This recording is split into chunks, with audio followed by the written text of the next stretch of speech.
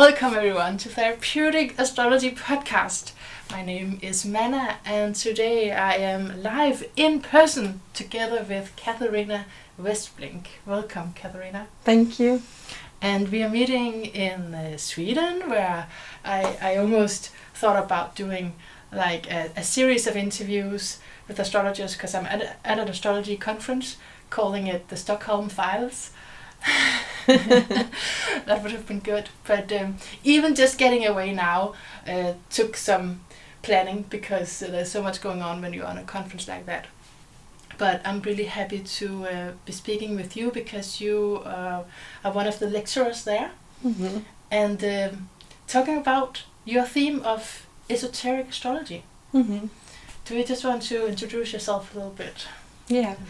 My name is Katharina and I work in Norway in a town, well, on an island a little bit outside Bergen, where I have an Esoteric Center and an Esoteric Astrology school. That's a 3-year education, and I work full-time as a yoga therapist and astrologer and teacher. Yeah. Oh man, I really love it because I was drawn to you because what you were saying, and I think we should all be aware of that when we resonate with something. And I want to say so many things, but it's just so funny that I did not, when I resonated with what you were talking about, I did not know that you had a therapeutic background as well.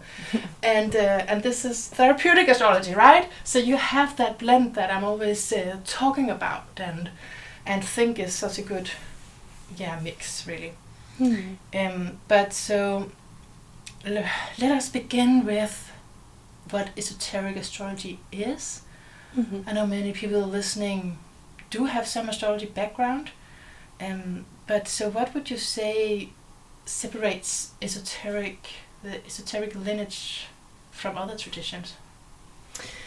Well, esoteric just means inwardly, like that the focus is inwardly, and exoteric is outwardly, and it's a combination of both, because of course we are human beings and we're living in this physical world, so we also do have to talk about physical things and personal stuff.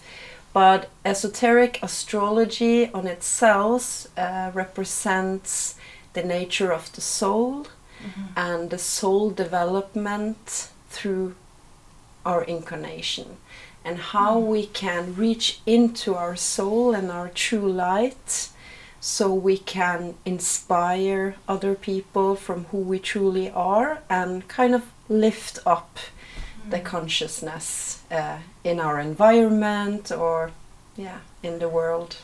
So it's a grand thing. Yeah. Wow. And I want to hear you about this because when I've spoken to other esoteric astrologers, I have felt a superiority complex, a bit like an inflated sense of authority, spiritual authority. And that is of course provoking when I'm also from a spiritual astrological background, where some will say, the esoteric people will say, well, astrology, that's fine when you're at that level, when you're just at the physical level. But if you really want to, come up here, then you have to go the esoteric route. And I just wanted to bring that up because that is something that I felt when you were presenting it at the conference, that did not come up.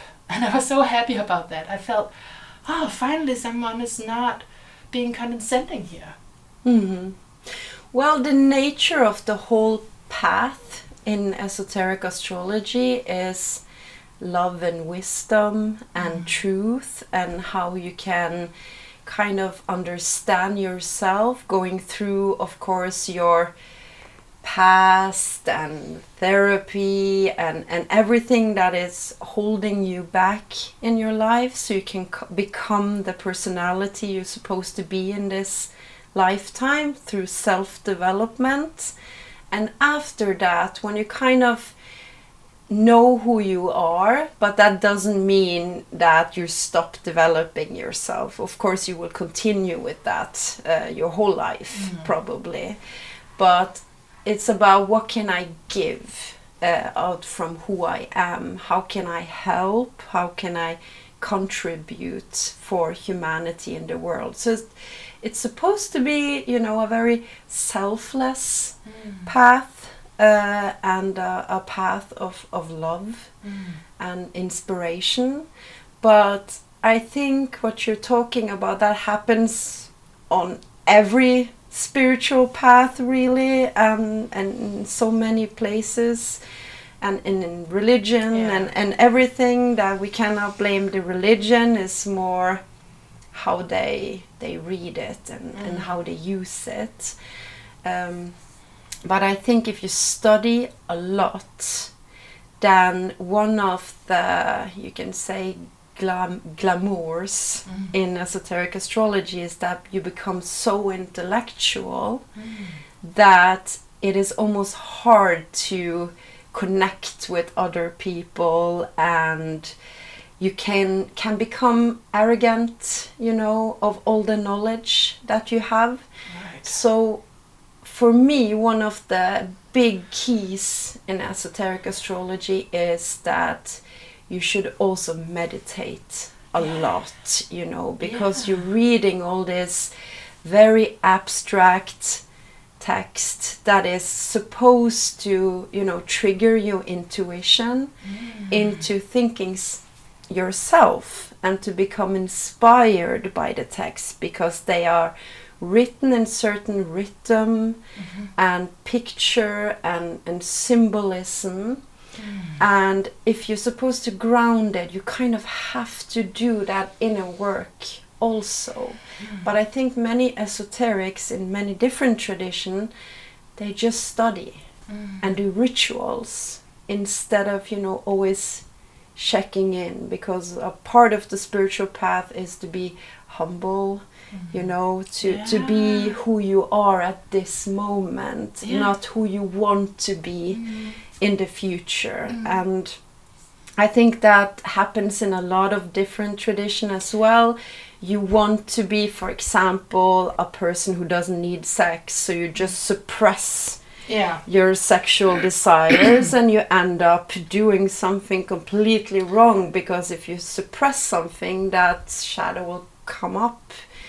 Instead of, okay, I want to be like that one day, so I will work through my sexual desires, so it will become a transformation instead of a suppression. Yeah, that sounds really good. Yeah, so there's always that, the spiritual bypassing. And it, you know, I don't want to blame esoteric astrology as a whole. It's just been my experience, and in the Danish context anyway, where I've met many, where they've just had some lines around, we have to go to these other bodies, Maki and some certain bodies where I wouldn't necessarily use them in evolutionary astrology. I mean, I'm open to it, but that would be the argument. Do you see?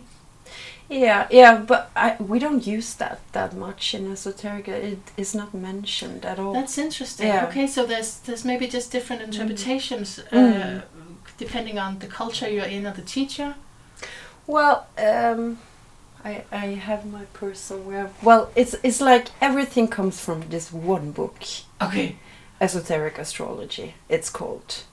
And Alice Bailey. Okay. And it's a book you can like read and read and read and read, and new things comes out of it, because it's written to trigger your intuition to wake up, you know. Yeah. So it's not supposed to be fanatical at all, or like this the book says, so that's how it is. It's supposed to trigger you to think yourself with your free will. Okay, that's so interesting. So you're saying that's not even mentioned around what planets to use or not? Well, not asteroids. That's very new. Yeah. You know, in this book. That we arrived at this point, because it makes me realize it depends on the teachers. Yeah. and what they make of it and how they present it. It's not wrong to use it, but No. it's not like that's the esoteric astrology path. I have lectures about how Mia and Maki and my approach to it, but it has nothing to do with Alice Bailey. Interesting. Yeah. Yeah, okay, good to know. Anyway, okay. Okay, and I agree with you that we also talk a lot about trauma therapy on this podcast, and that can also be religious in a way, where you think this is the only modality that can heal your trauma. Yeah. You'll hear people say that, and I agree with you that you're talking about how in esoteric astrology you can be very knowledgeable. Actually, I think that is something that is missing when you think you're better than others, because it's like you've not read anything else than that, and then you think that is the only thing. Yeah. Yeah. Do you have any more comments? I'll dive into some other topics with you. I just wanted to get that out of the way, that it's not. Yeah. This is one really interesting lineage. Well, I think I met like people like you're talking about, not necessarily in esoteric astrology, but on other like mystery schools and traditions, and we call it share esoterics, because they just sit at home and read, and then you cannot like have a relationship anymore, because you can't talk to anybody about this very abstract thing, and you haven't like grounded it yet. But I think what it's all about is like a love for humanity, really, and a feeling of I'm responsible for humanity, and all of us are responsible for, you know, the way forward, and we cannot just point outside ourselves, this is wrong, it's their fault. It's like everything is a part of the collective consciousness, and the best thing you can do is try to like have a stronger light yourself while working on yourself, and then try to inspire other people, not telling them what to do. Because one of the biggest rules in spiritualism is not go against free will, ever. You can inspire people to think themselves, but you cannot tell them what to do. Okay, and now you bring up spiritualism. Is that the term? Do you mean anything spiritual, or do you mean spiritualism with capital S, like the movement? Oh no. Okay. Everything in spirituality, okay. Like if you go against free will, then you know karma and all of this happens, and so. Okay, but can you take us back to so Alice Bailey was that where it all began, and how did this tradition grow? Yeah, it kind of began with Madame Blavatsky when she started the Theosophical Society, that was about kind of researching every religion, mythology, and folklore, and history, and science as well, and trying to figure out what do people agree upon. So it's kind of like a scientific approach to spirituality. Like, okay, if it's logical that all these different traditions says the exact same thing, but they have maybe different names and out of different cultures, then we can kind of agree that, okay, this is probably true, or there's something more to it. Because different people came up with the same idea? Yeah. Without having the technology to talk to each other to and be all connected. Of that. Yeah. And her goal was kind of to embrace the West and the East, and try to kind of merge the East and the Western traditions. So that was kind of the goal of Theosophical Society, and she was a very interesting person who traveled the world and disguised herself as a man and to get into different countries and spiritual places. So she kind of was the one that kind of connected the East and the West and brought up the idea of New Age. Okay. And the spiritual movement we have now. And after her came Alice Bailey, and she was actually a very Christian person who suddenly got all these messages telepathically with this Tibetan monk who was still alive at the time, and he sent her letters also to kind of prove for her that she was not crazy or anything like that. And she wrote 24 books that are so complicated that you cannot just make that up, you know. And one of the books was Esoteric Astrology. And it's also esoteric psychology, esoteric healing, and a lot of books that we study when we go on the path of esoteric astrology. So, what can I say? So that are the forefathers, in a way, for the work that you do. Yeah. But then it's also a mix of humanistic astrology that must have been a little later, or with Dane Rudra, and how is that? Well, one of the most known esoteric astrologers today was like Alan Oken. Oh, yeah. He passed some years ago. He recently passed, yeah. Yeah. And Philip Lindsay is a very known esoteric astrologer. One named William Meader. So it's kind of like a very complicated form of astrology, and it's not always that practical, you know. So to be an esoteric astrologer, you also need to be an exoteric astrologer for it to be practical, because we do have both a personality and a soul. Yes. So we kind of need to merge both of them. Yeah, that sounds really good, because when you're talking about being selfless and how can I serve the world from what I know I am with my chart, then I can't help thinking about, but I really also just need my life to, sometimes I'm just about survival. I feel like asking you about this, Katharina, because also being on this astrology conference with you, it's very inspiring, and I'm enjoying it. It's my first astrology conference. I haven't been to an astrology conference before. Yeah. I only came because Maurice Fernandez is my teacher, and he was there. Well, he's great. He's great. Yeah. But it takes something to get a Piscean to go to a place where there's going to be a lot of people. Anyway, I feel sometimes we leave out. I don't know, maybe other people don't have the same disasters happening in their lives.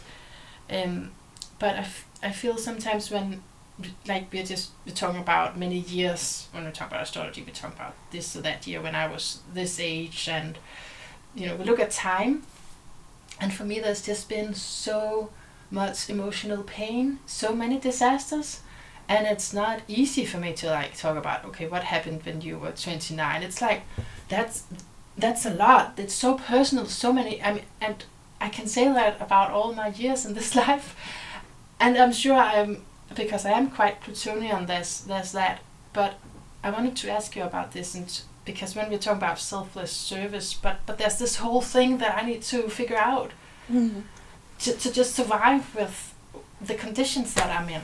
Yeah, and that's of course something we all have to do, you know. And even if we are on the spiritual path and trying to kind of give our work out to the world, then things can happen, you know. And survival is like the first thing you have to do. Yeah. Yeah, always. Even if you're spiritual and whatever, like we need to eat, we need to survive, of course. So it's like, it's not like first survival, then you get a personality, then you're spiritual. It is a line in a way, in a bigger picture, that maybe you have a life, incarnation that's a lot about survival, for example, for you to train your survival skills, for example, or to be the warrior you're supposed to be, for example. But it's more of finding the meaning behind it. And it's always a little bit easier to go through hardship and dark times if you can see like a red thread, or find a sort of meaning behind it. Why am I going through this? What am I supposed to learn? And again, to kind of inspire more light into the situation you're in, and give compassion, of course, to everybody and whatever they're going through.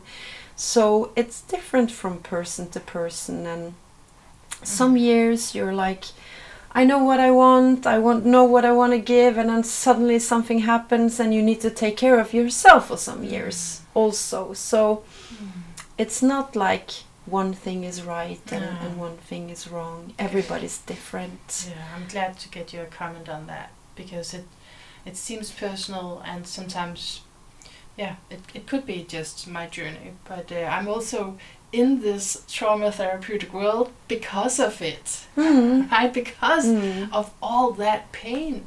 Yeah. And so it took me here, and so it's hard for me to be very distant in astrology, like just looking at it with very neutral eyes, because I'm a very emotional person. Yeah. And I remember the pain. Yeah, and also, you know, biggest development happens outside of the comfort zone, and when we're going through crisis, we usually grow a lot out of it, if we can find that meaning afterwards, and not staying in that condition, you know, long after it's gone. And I think if you're very, very sensitive, meditation is one of the like best medicines ever for dealing with that, because then you can really see yourself, what is me, what is energy coming from outside, from the room, from other people. It could be overwhelming, you know, sometimes, and if you're very sensitive, it can be hard to understand, is this my emotions or someone else's, you know. So to kind of withdraw sometimes and be on your own and meditate, like, okay, this is me. I like that this is part of your school as well, meditation. I dream about making a therapy school, and I think meditation, a lot of therapy schools do something like okay, just arrive here and center yourself, but I would really extend that meditative component in therapy work as well. Yeah, and that's also what we do in the school. It's like you kind of, people have to go through it themselves if they're supposed to help others with it. So we're not just intellectualizing astrology, you have to kind of feel astrology and live astrology. So a part of it is like therapeutic meditation, where you can meditate, for example, on your inner Saturn. How what's going on with your Saturn? Is he feeling powerful, or is he tired, or and doing that kind of meditation gives people a lot of insights in themselves, and kind of the goal is to take that inner archetype with you up from the subconscious and into your heart, and sometimes give it a new task. If it's kind of thinking it's still helping you after a traumatic episode and it helped you being strong in that moment, for example, and then every time something happens that triggers the same emotion in you, that mask comes up again and you're too strong all the time, you know. And then it's like, okay, maybe you're forgetting who you really are. You are this sensitive person, but you had to be strong to survive in that moment. And then it's about like going down, thank you, you helped me survive. And now you can come up to the surface and we can together find a new task that belongs to now and not the past. And you can do that with every placement. Or I'm getting excited over here because that is exactly what I would call trauma therapy. And now you're blending it with astrology, and you're looking from it at that. I mean, this is the thing about astrology. You can get more to the core right away because you know that it's Saturn, and we know a lot about Saturn. Yeah. And so we're not just in the dark with what it is. But this is a very therapeutic way. Do you recognize that? This is like working with parts, and are you inspired by any therapeutic tradition?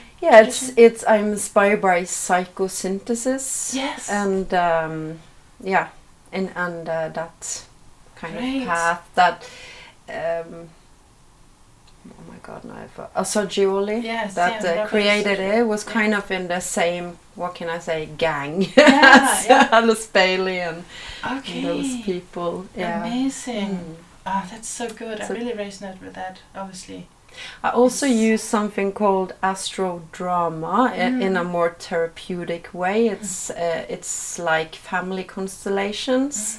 Instead, you make like a chart with all the houses on the floor, and then you put yourself into your someone else's chart, and then they play out the transits without speaking, but just while making movements, and the one that kind of owns the chart is watching, and it always makes sense for them. And while they're kind of acting out their chart, you're supposed to do a healing at the same time. So it kind of happens inside of that person. What do you mean you're supposed to do a healing? What do you mean? And not just act out what's difficult, but kind of find a solution before you finish. Yeah. That is, wonderful. And so this is a school? You call it a center? Is it a school, or is it more where you can come and get a service? Just to clarify. It's both. Okay. It's a center. I have called Arhat Center. Arhat Center, and what does that refer to, Arhat? It is when you become an Arhat, you're kind of enlightened. Okay. Then you have reached your own light. See, I didn't even know the word. You remember who you are. I didn't even know the word, so I'm not there yet.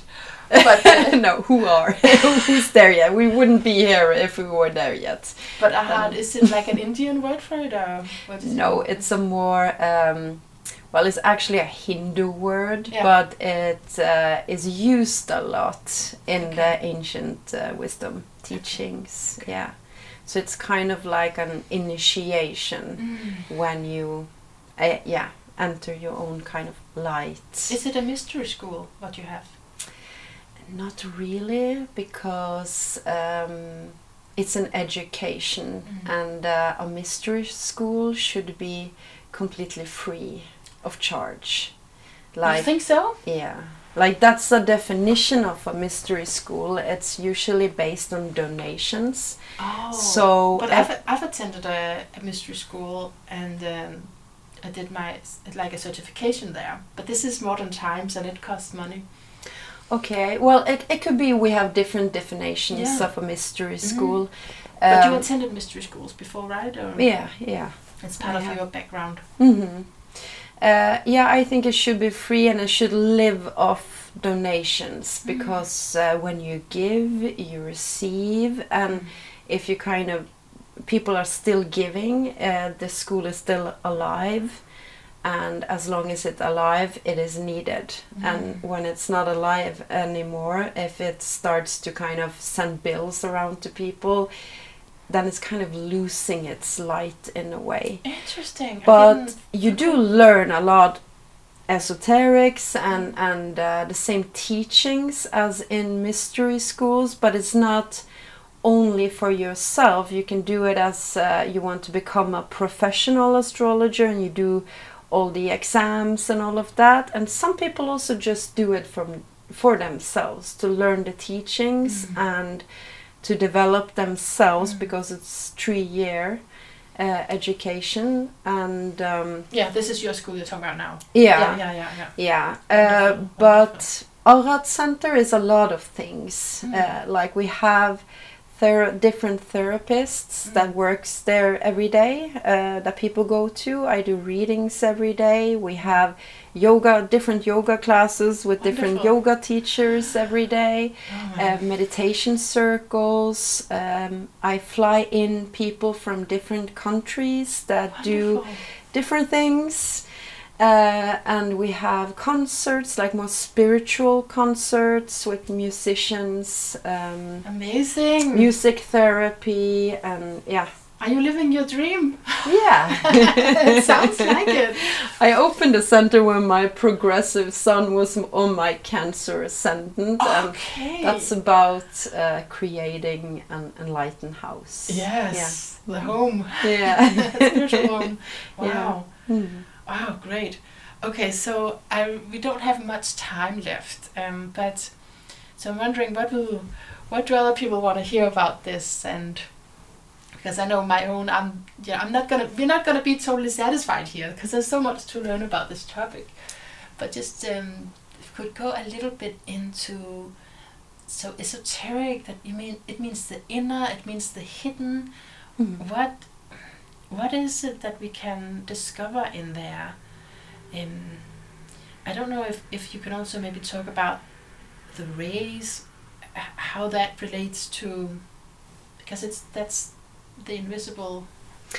Yeah, like in esoteric astrology, we also have something called esoteric psychology, or energy psychology, or rayology, someone calls it also.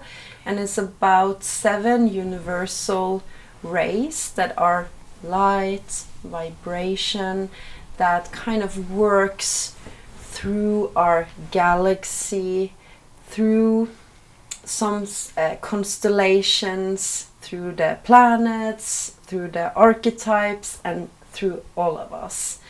And you can, for example, think about the rainbow that has 7 colors, and that is a part of the rays. Then you can kind of see them, with your eyes. But when you're incarnate, your soul has a special kind of light and a special kind of vibration, and that you have the same soul ray through all the different incarnations. And that also means you're part of a soul group that has that are connected to a archetypical master, so the group is kind of here to radiate a certain light, and that there are 7 different combinations of soul rays. And you also have a new personal ray in every incarnation, an astral ray that's connected to your emotional body, a physical ray that's connected to your physical body, and a mental ray that's connected to your mental body. And these kind of rays of light works through the chart, through the planetary placement. So that means that if you're, for example, a 2nd ray personality with a Leo sun, that would be a very different Leo than a 3rd ray personality with the exact same Leo sun placement, because it's a different light that moves through that placement and kind of makes the whole chart living in a way, or moving. So that's one thing, and it's very complicated. Yeah, it's good. But what really gets my attention is the first part about what did you call it? Like we are in a family with some people, that we're here to do the same thing. we're sending out the same ray. Yeah. I'm interpreting what you're saying. Yeah. But that just sounds so good to someone like me who's like have estranged from my biological family. So having that sense of, oh, but I'm connected to other souls here. Yeah. Can you yeah, you're kind of never alone in a way. You're always really in a soul group. Like your soul is also a individual soul experiencing this life, and that you're here to radiate that light through your personality that's different in every lifetime, so you can inspire other people while being who you truly are. That's kind of the goal, to reach into more and more light. But also when we look further from an individual perspective, and the easiest way is to think about Leo and Aquarius, really. Okay. Like Leo is, who am I? What do I have to give? What makes me unique, and what's my thing in a way? What's my personality? Who am I? And in Aquarius is more, I think and feel inside a group, and where I can be a part of that group and truly take my place when I know who I am. Because if you think about a group and how difficult it is to be in a group, it's usually like if people take their place too early, they think that maybe that place is mine, not yours. You know, it can become jealousy and all of this human stuff. But if everybody knows their part, who they are, what they have to give, there's only one of you in the whole world, and nobody can truly take your place. And when you take your place, you will be a part of that group, and you will start also thinking and feeling as a part of that group. I'm even thinking, and I'm having experiences with, I cannot be myself if others don't see me. Yeah. You know, you can. We have to, in a way, allow each other to become who we are. Yeah. Of course. Yeah. But it's like it's a part of that spiritual path in a way, and also a part of the age of Aquarius, that we're supposed to be more and more group oriented instead of only individually oriented. But that doesn't mean it's anything wrong with being on the individual path, because you have to do that, you know, before you can truly take that place. So you talk about this as I was asking about the whole, I don't know if you use the term family, if it's just in my mind, but like we are groups of souls. Yeah. So what is the connection there? What is that? Yeah, can you say some more about the group phenomena there? Yeah, it's a part of your soul group. Soul group. Like in reality, you are kind of one, you know, but the group is kind of one entity in itself. And it doesn't mean that everybody is incarnated at the same time either. Like everybody that is on the same soul ray as you is a part of that group. And you have like a big group, and you have this inner circle as well, that everything you do is a part of that group. Like every decision you make, everything you send out kind of affects the group also. And that means like every choice we make, and it depends on if we are doing instinctual choices that happens more from a different part of us, or if we're making conscious decisions, that's different, you know. Katharina, we have to end, but thank you so much for really meeting me where I'm at. And I'm also very emotional because I'm not really sleeping here, and we're getting so much information and people around, so I'm a bit more emotional, but I don't mind that actually. But so on this podcast I end with talking a little bit about my guest's chart, but it's a little bit different now that you're an astrologer. So I feel like more like just talking to you about it. I mean, yeah, so you use a certain house system that actually really matters in your chart. Would you comment on that? I use whole sign system. I was kind of educated in Placidus system, and then I changed. I used some years where I looked at every client both in Placidus and in whole sign. And my discovery is that, at least in esoteric astrology, that, and that's my opinion, of course, that whole sign works better, because the ascendant is like the main character of the whole chart. So, okay, yeah. But in my chart specifically, I'm born with a 0 degree ascendant, so it doesn't matter in my case. Like, it would be the same chart anyway. But it's something matters around whether you have your sun in the 12th or in the 11th house, right? Yeah, that matters. So how has that been for an experience of? Did that matter to your choosing house systems in a way?